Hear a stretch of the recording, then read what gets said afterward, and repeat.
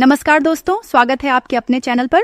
आज हम आपको एक ऐसी खौफनाक और सच्ची कहानी सुनाने जा रहे हैं जो आपके रोंगटे खड़े कर देगी। ये कहानी है एक ऐसे इंसान की जिसे समाज ने बार बार ठुकराया, अपमानित किया और आखिरकार एक खूनी दरिंदे में बदल दिया। क्या समाज के तिरस्कार से कोई हत्यारा बन सकता है? क्या अस्वीकृति और अपमान किसी इंसान को इस कदर बदल सकते हैं कि वह खून बहाने लगे? ये कहानी है रामस्वरूप की, एक ऐसे इंसान की जिसे बचपन से ही अस्वीकार किया गया, उसकी पहचान को कुचला गया और उसकी आत्मा को जिंदा दफना दिया गया। लेकिन जब उसकी सहनशीलता खत्म हुई तो वह एक ऐसे खूनी दरिंदे में बदल गया जिसने उन लोगों को निशाना बनाया जिन्होंने उसे ठुकराया था।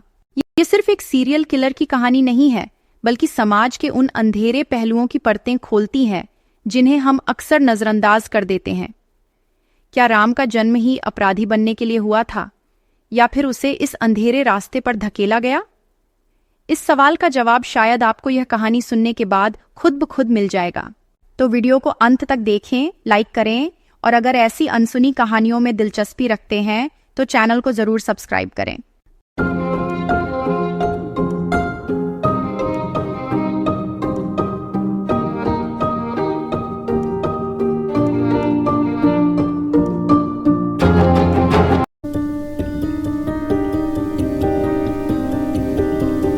पंजाब के होशियारपुर जिले के एक छोटे से गांव चौरा में जन्मा रामस्वरूप उर्फ सौडी एक ऐसा बच्चा था जो बचपन से ही दूसरों से अलग था। उसके हाव भाव, उसकी रुचियां और उसका स्वभाव आम लड़कों से मेल नहीं खाता था। जहां गांव के बाकी लड़के पतंग उड़ाते, कबड्डी खेलते या साइकिल की रेस लगाते, वहीं राम चुपचाप अपनी माँ की साड़ी से खेलता, शीशे के सामने घंटों खड़ा होकर खुद को सजाने की कल्पना करता। परिवार वालों को यह बात नागवार गुजरती थी। जब जब राम की बहनें उसे बिंदी या चूड़ियां पहने देखतीं, वे हंसतीं, उसे लड़की कहकर चिढ़ातीं। लेकिन जब बात उसके पिता तक पहुंची तो सब बदल गया। पिता ने गुस्से में उसे थप्पड़ जड़ दिया और माँ ने उसकी हथेलियां जलते चूल्हे के पास रखते हुए कहा, अगर फिर से लड़कियों जैसी हरकत की तो हाथ जला दूंगी। राम चुपचाप सहता गया। अंदर ही अंदर उसके मन में गुस्सा पलने लगा, लेकिन उस समय उसे खुद नहीं पता था कि यह गुस्सा एक दिन खून में बदल जाएगा। जैसे जैसे उम्र बढ़ी, वैसे वैसे राम ने खुद को बदलने की कोशिश की। उसने लड़कों के साथ उठना बैठना शुरू किया, क्रिकेट खेला, खुद को मर्द दिखाने के लिए लड़ाई झगड़े भी किए। लेकिन भीतर से वह जानता था कि यह सब सिर्फ एक नाटक था। जब वह 19 साल का हुआ तो उसने घर छोड़ दिया और दिल्ली चला गया। वहां उसने कई अजीबोगरीब नौकरियां की, लेकिन कहीं टिक नहीं पाया। दिल्ली में उसकी मुलाकात कुछ ऐसे लोगों से हुई जो उसके जैसे ही थे, ट्रांसजेंडर, समलैंगिक, समाज से ठुकराए हुए। वह धीरे धीरे अपनी पहचान को स्वीकारने लगा, लेकिन समाज ने उसे फिर भी नहीं अपनाया। 2005 में राम को दुबई जाने का मौका मिला। उसने वहां एक होटल में काम किया, लेकिन जैसे ही लोगों को उसके झुकाव के बारे में पता चला, उसे नौकरी से निकाल दिया गया। वह वहां की अंधेरी गलियों में भटकता रहा, जहां उसे अपनी तरह के और लोग मिले। उन्होंने उसे बताया कि वह अपने शरीर को बेच सकता है और इस तरह पैसे कमा सकता है। इस काम में उतरते ही उसने महसूस किया कि यहाँ भी वही दुनिया थी। लोग उसे अपनाते नहीं, बस इस्तेमाल करते थे। पैसे देकर लोग उसके साथ समय बिताते, लेकिन बाद में उसे बीमार, गंदा और बेकार कहकर छोड़ देते। हर अपमान के साथ उसका गुस्सा बढ़ता गया। 2010 में वह भारत लौटा। अब वह पहले जैसा मासूम लड़का नहीं था। उसने सीखा था कि दुनिया से प्यार की उम्मीद करना बेवकूफ़ी है। उसने हाईवे के किनारे सेक्स वर्कर के रूप में काम करना शुरू किया। वह सुंदर दिखने के लिए मेकअप करता, लंबा विग पहनता और पुरुषों को आकर्षित करता। लेकिन जब वे उसे लड़की समझकर पास आते और फिर उसकी असली पहचान जानकर उसे धक्का देकर भागते, तब उसके भीतर का गुस्सा और बढ़ जाता। और इसी गुस्से की बदौलत उसने पहली हत्या की, जो बदले की आग की पहली चिंगारी थी। 2024 की शुरुआत में उसकी मुलाकात हुई हरप्रीत सिंह से, जो एक सेवानिवृत्त सैनिक था। हरप्रीत ने राम के साथ समय बिताया, लेकिन जब पैसे देने की बारी आई तो उसने गालियां दी और कहा, तू आदमी होकर औरत बनने की कोशिश करता है, शर्म नहीं आती? पैसे तो क्या, तुझे घसीट कर सड़क पर नंगा कर दूंगा। ये सुनते ही राम के हाथ में रखा चाकू तेजी से चला।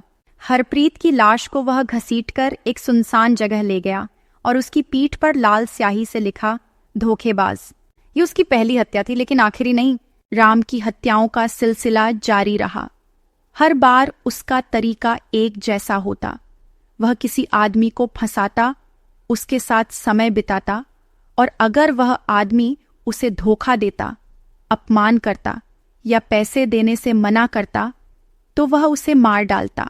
पंजाब के रूपनगर, होशियारपुर और फतेहगढ़ साहिब में 18 महीनों के भीतर 11 पुरुषों की लाशें मिली। सभी की पीठ पर लिखा होता, धोखेबाज। पुलिस लंबे समय से इस रहस्यमयी हत्यारे को ढूंढ रही थी। मणिंदर सिंह नामक एक व्यक्ति की हत्या के बाद पुलिस को घटनास्थल से एक ऑरेंज दुपट्टा मिला, जिसे कई चश्मदीदों ने राम के पास देखा था। जब पुलिस ने उसे धर दबोचा तो उसने चौंकाने वाली सच्चाई उगली। राम का कबूलनामा में बताया, मैंने कोई पाप नहीं किया। मैंने सिर्फ उन्हें मारा जिन्होंने मुझे तुच्छ समझा। जब मैं बच्चा था तब मुझे माँ बाप ने मारा। जब मैं बड़ा हुआ तब समाज ने मुझे धिक्कारा। जब मैंने प्यार मांगा तो लोगों ने मुझे गंदा कहकर धक्का दिया। हर आदमी जिसने मुझे ठुकराया उसने मुझे थोड़ा थोड़ा मार डाला। मैं बस उन्हें मार रहा था जिन्होंने मुझे मरने पर मजबूर किया। क्या मुझे न्याय मिलेगा? नहीं, क्योंकि मेरे जैसे लोग इंसान नहीं माने जाते। राम स्वरूप की कहानी सिर्फ एक खूनी की कहानी नहीं है, बल्कि यह समाज के उन स्याह पहलुओं को उजागर करती है जो हमें अक्सर दिखते नहीं या जिन्हें हम अनदेखा कर देते हैं। क्या राम जन्म से ही हत्यारा था? नहीं, उसे समाज ने इस अंधेरे में धकेला। अगर उसे अपनाया जाता, अगर उसे समझा जाता, तो शायद वह एक आम इंसान की तरह जी सकता था। लेकिन समाज ने उसे सिर्फ तिरस्कार दिया और उसने बदले में खून। क्या यह समाज की हार है या राम की? यह फैसला आपको करना है। तो दोस्तों, ये थी राम स्वरूप की कहानी। एक ऐसा इंसान जो शायद हत्यारा पैदा नहीं हुआ था, लेकिन समाज की बेरुखी और तिरस्कार ने उसे एक खूनी बना दिया। यह कहानी हमें सोचने पर मजबूर करती है, क्या हर अपराधी सच में दोषी होता है या फिर हम सभी उसकी कहानी के गुनहगार हैं? अगर आपको यह वीडियो पसंद आया हो तो इसे लाइक करें, अपने दोस्तों के साथ शेयर करें और ऐसी ही खौफनाक लेकिन सच्ची कहानियों के लिए हमारे चैनल को सब्सक्राइब करना न भूलें।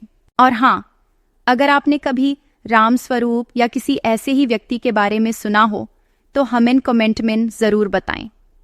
क्या आप मानते हैं कि समाज की बेरुखी किसी को अपराधी बना सकती है?